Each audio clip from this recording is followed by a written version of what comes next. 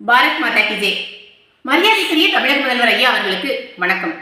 அது என்னங்க ஐயா, மத்திய அரசுக்கு வரி தர மாட்டேன்னு சொல்றதுக்கு எங்களுக்கு ஒரு நொடி போதும் அப்படின்னு சொல்லியிருக்கீங்க.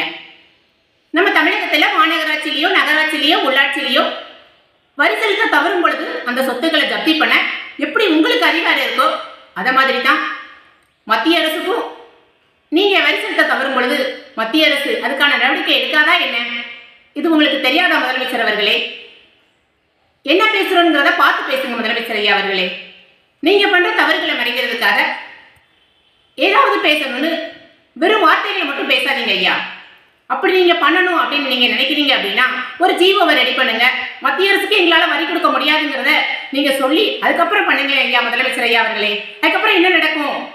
ஈவினிங் ஆகிறதுக்குள்ள உங்களுடைய ஆட்சி கலைக்கப்பட்டு ஆளுநரோட ஆட்சி வரும் அப்படிங்கிறதும் உங்களுக்கு தெரியும்.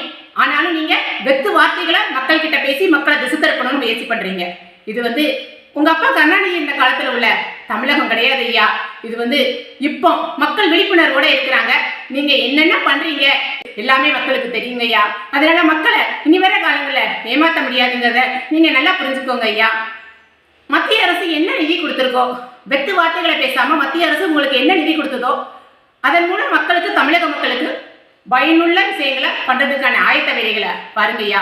நீங்க இந்த மாதிரி மக்களை திசை திருப்புற வேலையிலே இருந்துகிட்டே இருந்தீங்க அப்படின்னா 2026 தேர்தலில் கண்டிப்பா தமிழக மக்கள் அதுக்கான பதிலை உங்களுக்கு கொடுப்பாங்க ஐயா.